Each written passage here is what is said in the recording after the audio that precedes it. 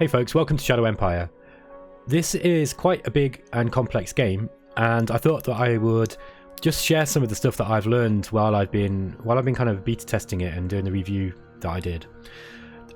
This isn't a tutorial series. If you want one of those, go and check out Daz's Tactics series, and I'll link it in the description. But Daz is really good at doing very focused tutorials. This is just to I haven't actually watched that yet, but this is just to, I guess, to complement it by just giving just a few quick tips that might be helpful for players who are new to the game and they're coming across issues. So first of all, make use of the inspection mode. So if you look here, if I hit the M key, this is the move mode that most of you will be using to propel your own units under their own locomotion rather than the strategic move that you can get, right? So, you all know how to move. Now, what you don't want to be doing, let's say, for example, we want to look at Galt here. You don't want to be clicking on this move mode and then going to assets just to see what's under it, because it's quite easy then to accidentally move one of your units without meaning to. Okay, so this inspection mode is designed to allow you to examine what's on anything that's on one of these tiles, including the individual units that you might want to see, but it stops you from having to deal with with this thing, with this movement cursor, and it stops you from making any accidental moves. So I haven't seen people use this very much on the videos that I've seen, so really make use of inspection mode. It's dead important. While we're talking about movement, there's another thing. There's another way that you can maximize the amount that that you can move across your terrain. Okay, so let's just turn on the logistics view so we can see how many logistics points we've got on our roads. Now, let's just say that this unit here needs to move to one of our other cities. Let's say we're trying to move it to Austin over here, right? What we could do, and this is the order to do it, use the move mode and move it as far as you can into an area that's got onto an area of your supply network that's got trucks. So you would normal move here, then hit S, and you can then strategic move even further. Look, I mean, I've got good logistics, so I can go right to the end up on this, on this side of the map. So you may find, here's another example. Let's say we want to move this HQ unit. We could move him onto here and then use the strategic move. And he's loaded onto trucks at this point, and then you can move him right across your empire. So the order really is to move, then strategic move. Yep. If you strategic move first, you can't move afterwards. It uses all your action points, so don't do that. Okay, the next thing I think is worth looking at is the strategic map itself. Now, this map is really useful. It not only breaks down your explored area into by regime or by zone, so you can not only look at the enemy regimes. Let's say that you have a decision that says such and such minor regime, it has a leader who wants to defect, or you want to support. He's going to become a fifth columnist if you invade them. Well, you want to know who they are and where they are, right? And this map allows you to find them quite quickly without having to sort of search over the all of this and click on territory and try and look down here. Make use of this strategic map. It's really useful. It's designed for this job. Recently they've added, just before release, they added this new stats mode. Now, this is really useful. It's used to look for specific types of resources. So if you want to find where your metal is, you can find it on this map. Now, let's look at radioactives as an example, and this will explain something else about strategic map. So I'm going to click on here so we can see this little radioactive icon, and it's in the province of Minos. Here it is. Look, it's kind of centered on that tile, and if we look down here, we can see that we've got these radioactives. There's only 820, but relatively easy to extract. Now let's check the other one up here. Now, I see a problem here, and you might not see it immediately, but if we go down here, look, we can't see it. It's nothing to do with these radiation markers. What's happened is that the strategic map previously picked up that I'd found some radioactives in this tile here. It's actually in this tile here, and we haven't currently got access to that tile because one of the this minor regime has started moving out. So the strategic map will sometimes show you things that that you might not immediately see. Now, if you actually go back to the regime mode, you'll see here that this little area where that was is actually greyed out now because it's not part of my territory. So anything that you have actually discovered will still stay up on this map. It's important that I just kind of tell you something about the pre-start game modes as well with regards to how the strategic map works.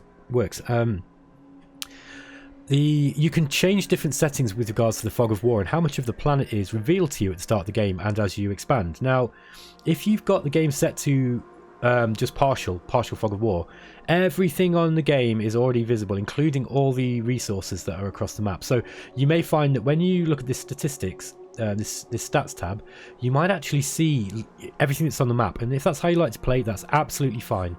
Bearing in mind that this is a post-apocalyptic game, and it can be played either like a traditional 4X where the map is all blanked out and you can't see anything.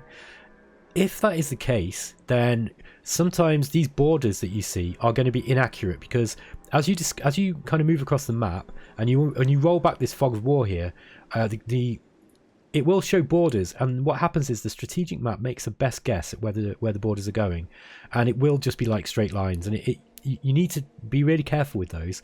They're just kind of telling you, look, we've discovered this area, it looks like it goes out in this direction, so we're going to assume that part of the territory is going to be part of that regime. As you get more information, as you roll more of the map back and you get more recon, it will update. So just be aware that it's not always that accurate, and that's by design. You can also break down everything by zones. So if you want to look at a specific zone in either in your own territory or in an enemy territory, you can do that too. Another way that the strategic map's also useful is when you start taking, if you hit the Z key, another one of these order modes is the zone borders. So if we were to start painting the map like this, because we wanted to make this territory part of Galt instead of part of Minos, a good way of seeing how that looks over here is by going to the zones. So if you click on zones, you'll actually see changes that you've made in that zoning will actually reflect in the strategic map. Whilst we're on the subject of zone bordering, if you right click, if you find that it's a bit fiddly, what you want to do is click on an area where it's not zoned by any zoning border. Okay, so like that, right click and then just click zone borders, and then you can left click again. And the way that it works is you have to have some of these areas already tiled in that zone. So you can't just kind of like cut out little slices of a zone in the middle. It has to be currently joined. I think you can see what I mean there if I actually do it. So you see like that. Whereas if I click here or here, it's not going to work. It's not going to work here because we need to go there first. Yeah. Okay, so I just gave you a little extra tip that I wasn't planning on, but yeah, that's worth thinking about too.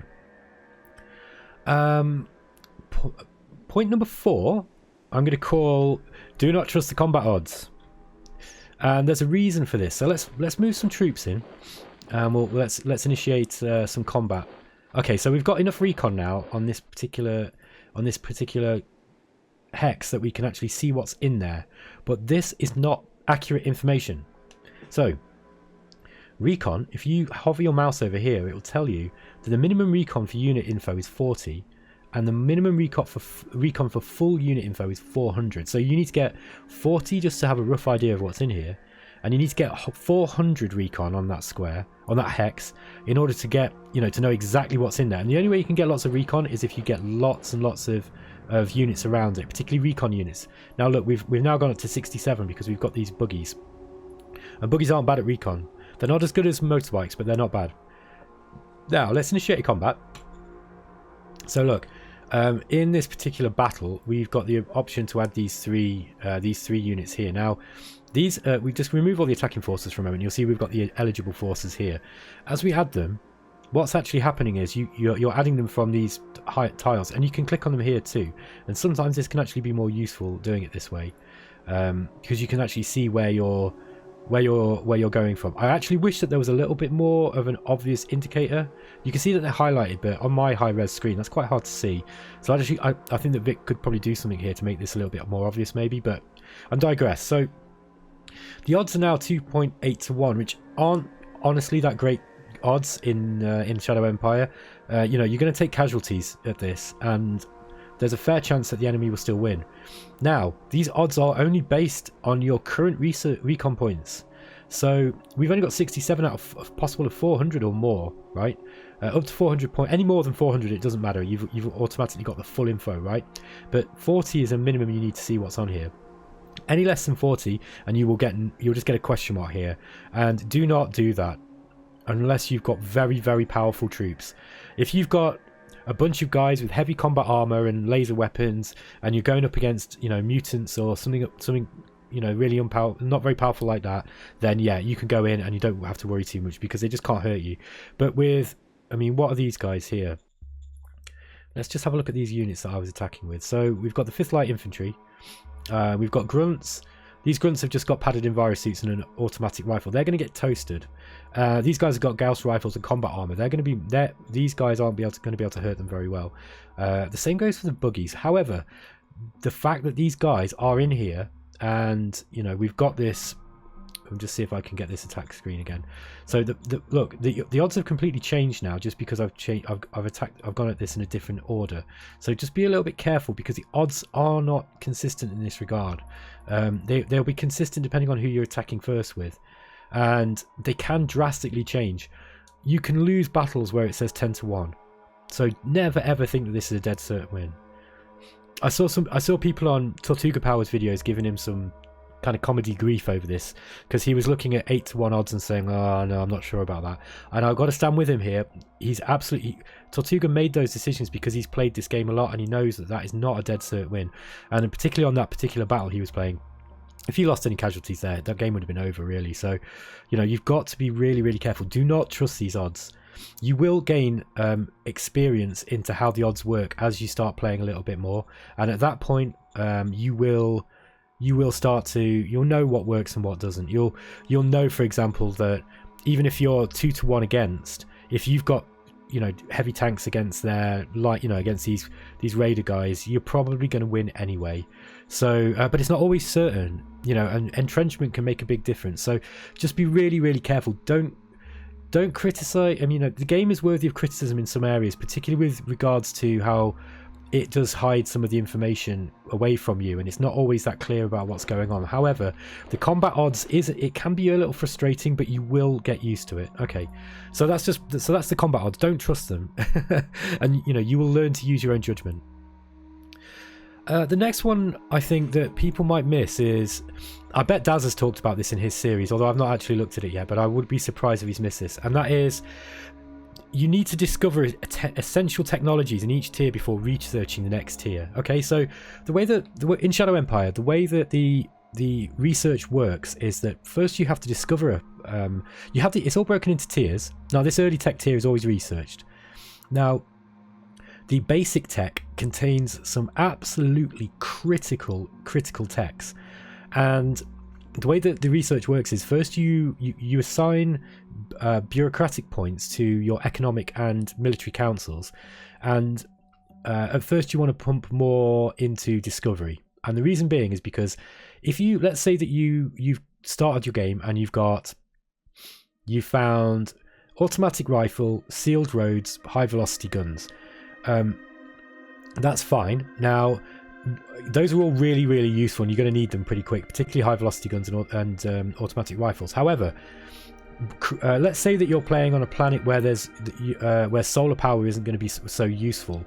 No, let's start again. Let's say that you're playing on a planet where, you know, you haven't got much in the way of power at all. Like there are no hex perks that you found that have, you know, power generators in them. You're going to need power fairly soon, because generally speaking, right, and I'm going to talk about this in another one of my tips, but you need to get your industrial points up first, and that usually has to come after your water and food, right? So industrial points are really, really important, because once you've got industrial points, then you can start building things that build bureaucracy points, and that will kickstart everything. But if industry starts taking a lot of power, and you need to get your power plants up first. So whether it's solar power, or whether if you've got enough fuel and you can run power plants, you've got to get those going. Also, university, hospital and barracks are exceptionally important in this game. particularly university, but those three are really critical for quality of life in your cities. Quality of life being one of the prime ways that you attract new people into your cities, and it's the only way they grow, really. Natural growth is just not, it works over the long term, but it's very slow. You need to be attracting the free folk into your towns, and you do that by improving quality of life.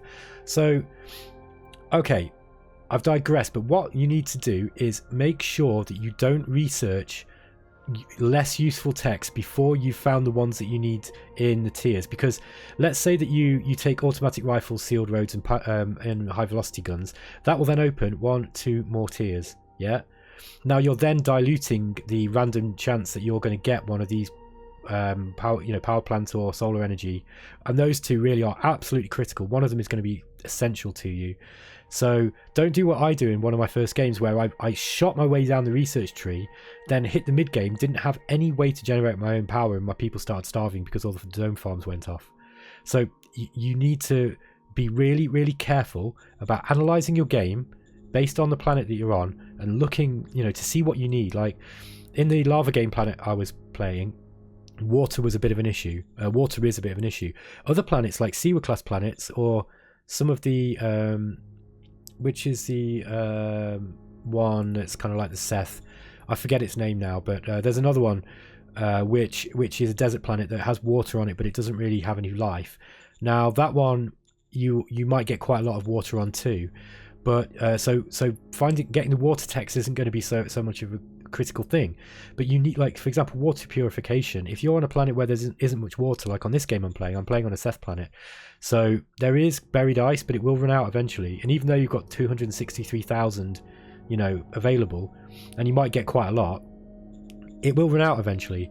And also your private sector have a habit of mining it out and selling it, so just be careful. You need to make sure that you can foresee any particular problems you're going to have, and plot your trajectory through the text tree. And there's a little bit of jiggery pokery that needs to be done in order to play with the random element to stack the odds in your favor to get the things that you want. This is not as big a problem as I might be making out. Honestly, once you get used to it, it's really not a big issue. But certainly in the early game, make sure you research everything before. Sorry, you discover the things that you need before you start researching them. Put more money into discovery until you've got the critical things, and particularly, I mean, high velocity guns, power plant, solar power plant, hospital, university, and barracks are absolutely essential. Automatic rifle, I mean, all of these are really, you're going to want them all. And then as you go further down the tree, you don't have to take all of these. In fact, the game will, many planets, particularly if you're playing on a smaller one, the game will be won, by the time you've got down to kind of here. Okay. Another quick, just while I'm here on the subject of research, just remember that all the applied sciences, they work in a different way. You don't have to, you still have to discover them, then research them, but you don't. With the other research, with economic and military council projects, you research them from 0 to 100%, and once you hit 100%, you gain access to the thing that they give you. That's not how applied engineering or applied management or the applied sciences work, right?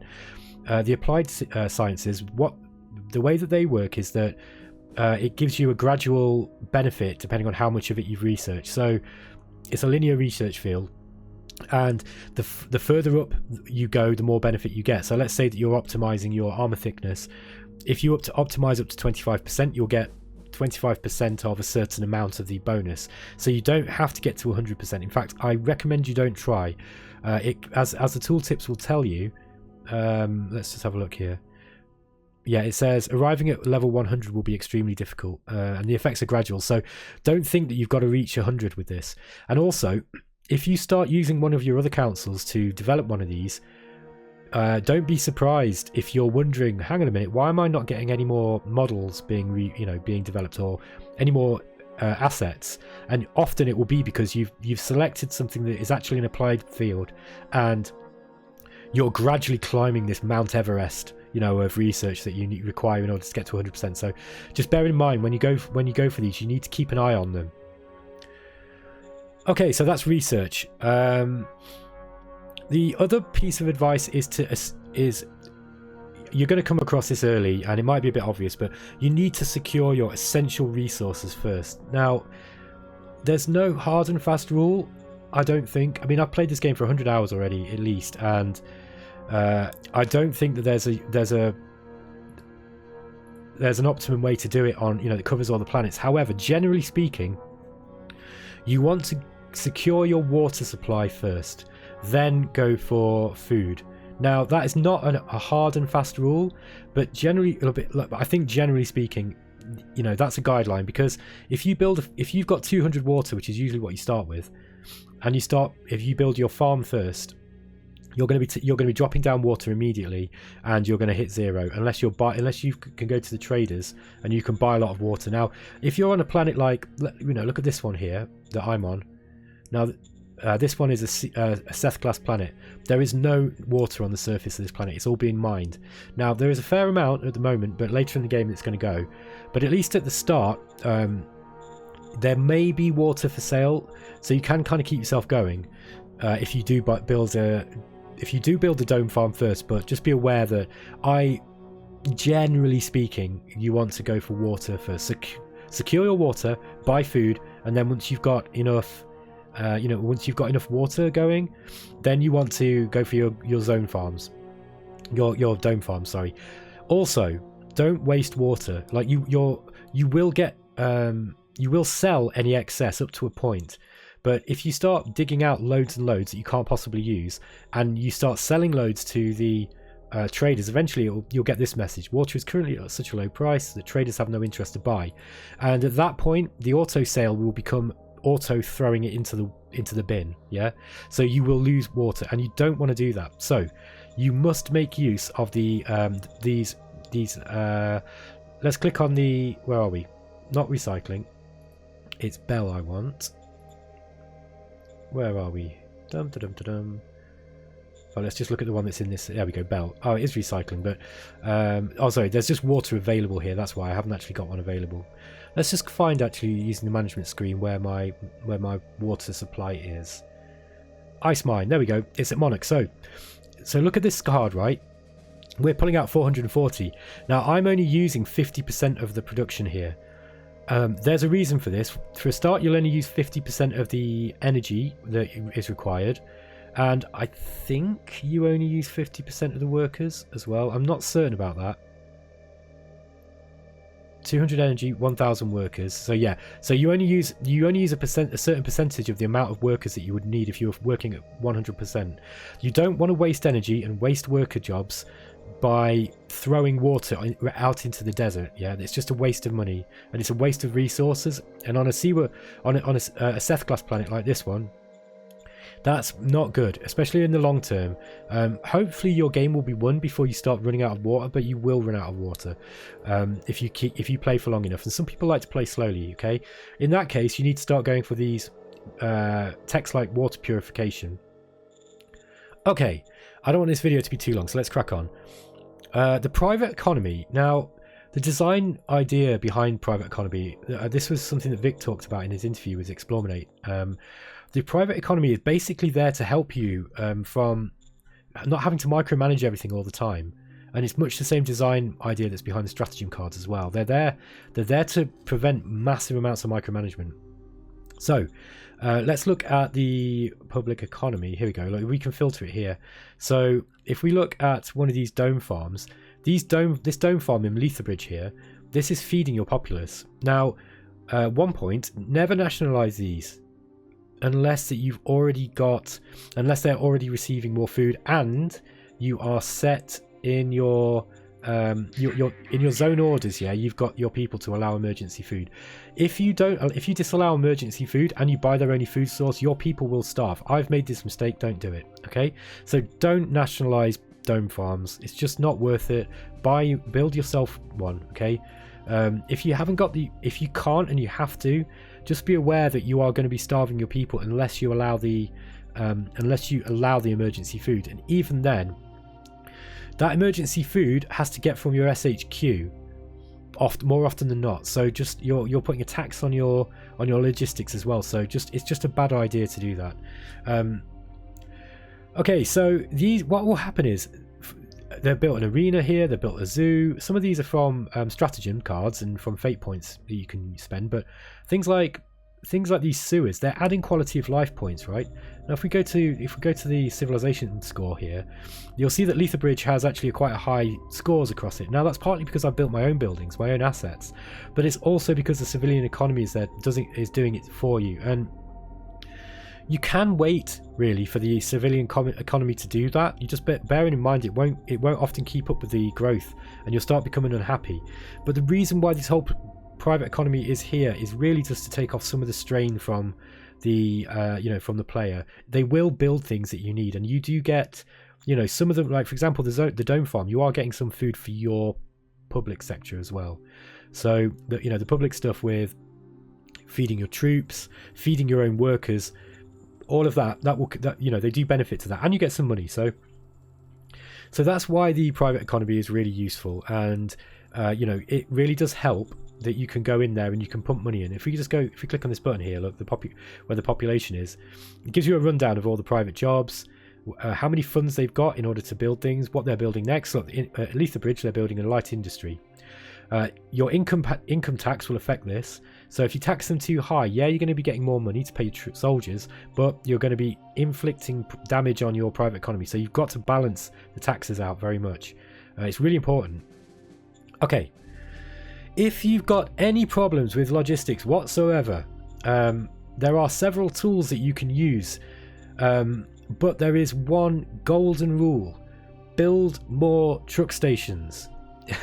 Right, so let's say you've got a bottleneck. Like, so if you click on this bottleneck tool, this will show you where you've got problems. Now, this map's not the best idea because we've not got a big problem there. Okay, so here, for example, Minos, there's a massive load going out from Minos, sending things in and out of this town, this city.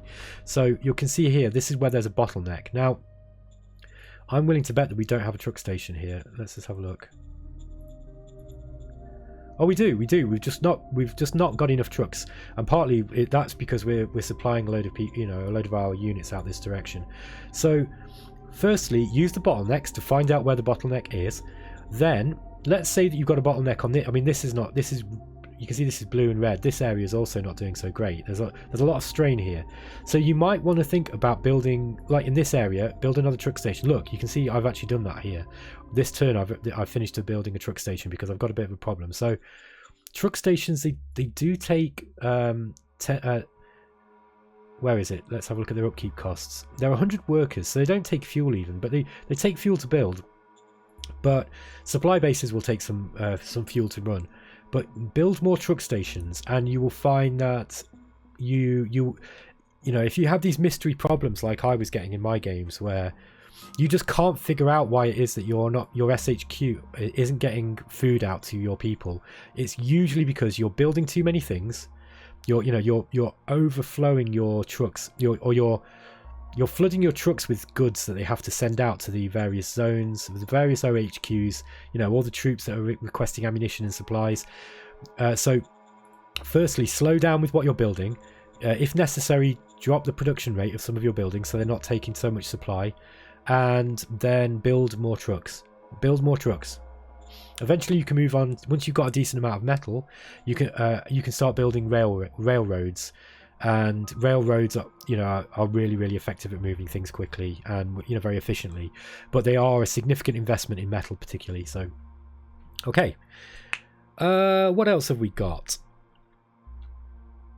Bureaucratic points. Here's an interesting one, right? So you'll see that political points here, your credits and fate points, these are the main currency resources that you've got in the game. And what I mean by currency resources, I mean that you exchange them for things, right? There is another one that's really important. It's kind of buried away in the reports, and that is bureaucratic points, and it's here. Your bureaucratic points are what go into. It's the currency that your organizations all use in order to do the jobs they've got to do, which is usually creating, generating research or creating stratagem cards, and there's some other things they do as well, like prospecting and that. But you can see here, for example, if we click on the Supreme Command Council, you'll see that we've given it the task priority of 50% for political power generation. So, and it gives you an exact figure of how many bureaucratic points are being assigned. It also tells you exactly what's going on how those bureaucratic points are being spent, you know, and any bonuses you're getting because of leaders. So make use of this organization screen, see how your bureaucratic points are being spent, and keep tabs on them. And like I say, you need to first get water, then get food, then you really want to start looking at industrial metal, sorry, get a supply of metal, then industrial points by building industry, then you want to start building bureaucratic points at that point. That is speaking very generally, and this will change depending on the game that you're playing, so don't take it as a hard and fast rule, but you need to get bureaucratic points pronto.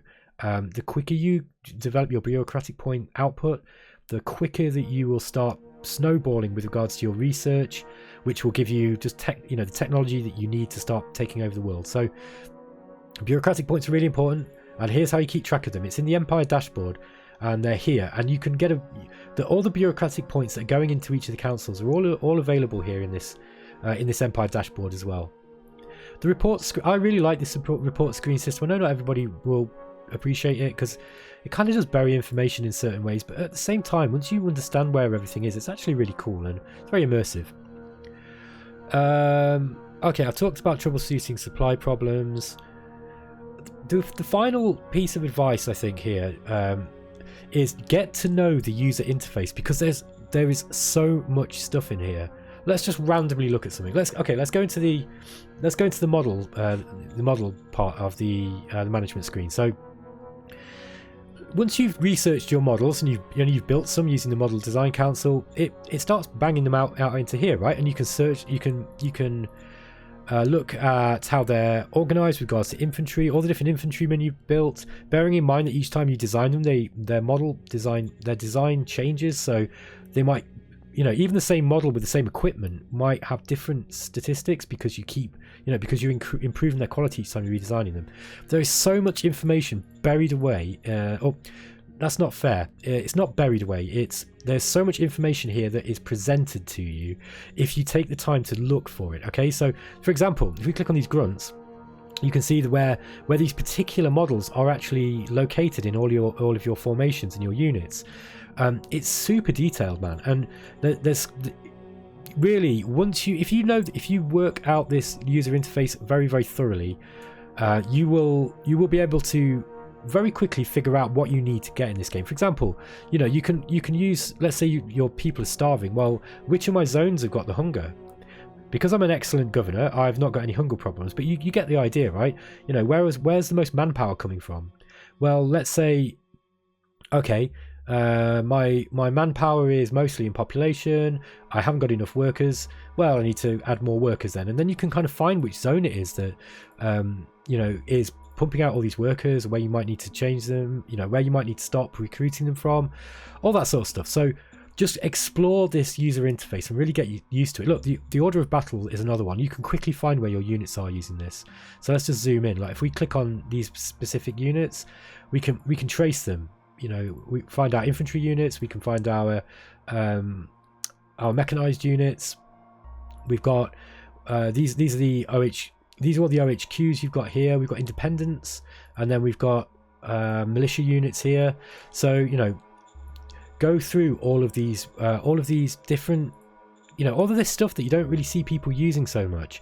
Like it's all got a use, and particularly the management screen is just exceptionally useful. Broadly speaking, the report screen, you can't really change much stuff here. Generally, this is a report for you just to look through and see all this different information for your different areas of government. You don't get to change much information there. Maybe nothing at all, if I remember right. Whereas in the management screen, this is where you get the option to actually make changes to all that information that you're seeing. So you can sort all the leaders by varying characteristics. You can have a look at the profile, the regime profile options that you've got available. The tech trees here, different types. This is This is kind of the tree of the types, how they unlock. Get to know the user interface. There is so much in here, and it's bewildering at first. It's bewildering beyond belief. But for example, the units. If you click on these unit administration cards, they've all got different options that you can do. If we go to one of the HQ, let's find one of our operational HQs, for example. So here Okay, so let's click on the operational HQ. And now if you go to unit admin, there's loads of options. Look, you can change the colors of your, you can change the color of the of that formation if you want. So if you want to kind of color code your men better, you can go ahead and do that. That's something you can do. You can change the quality of the troops that are tolerated or disallowed. So tolerated troops will, if they're, if you've got a low quality unit or whatever you're setting, in this case a low quality unit will be tolerated to stay in that unit, but once they're killed or removed, they won't be replaced. It will replace it with only the elite, regular, or high. So you can kind of you can use this to customize which units are getting elite units and which are getting low quality. So if you want an elite battalion for frontline work, or and you've got garrison units that you want to put all your kind of rookie green troops in, you can do that. Okay, this was only supposed to be a short video, so I don't want to go on any further, but yeah, I hope those tips were useful. Just to summarize them: make use of inspection mode, use the strategic map. When you're moving your troops, move them first and then strategic move them. So if you move them onto a road system and then use the road system to move them to where they want to go. Don't trust the combat odds, and just understand that you will get used to it eventually. It's just a matter of you playing the game a little bit, and you'll start to learn what which are realistic odds and which they might look like they're 10-1, but you're probably not going to win it. Discover essential technologies in each tier before researching into the next tier. I can't emphasize that enough. You will have problems if you don't do that. Secure your essential researches first. So generally speaking, water, then food, then metal, then industrial points, then bureaucratic points. But that's not a hard and fast rule, but that's a general guide. The private economy helps you when you can't help yourself. So yeah, just remember that the private economy is there and it's there to help you. If you've got any problems with logistics, stop building things and build more truck stations. Get to know the user interface, and remember that your bureaucratic points are really important and how you can find them. Okay, thanks for watching, guys. I hope you found this useful. Go and check out Daz Tactics tutorial series, because he's the best at this stuff. He really, he's really on it. He's the guy that I go to when, if I want to learn a game and I'm a bit confused about things, then I check Daz's I check his tutorials out, because they're always really good. So I'll put a link in the description to those. Okay, thanks guys, and I hope you found that useful. Take care. Bye.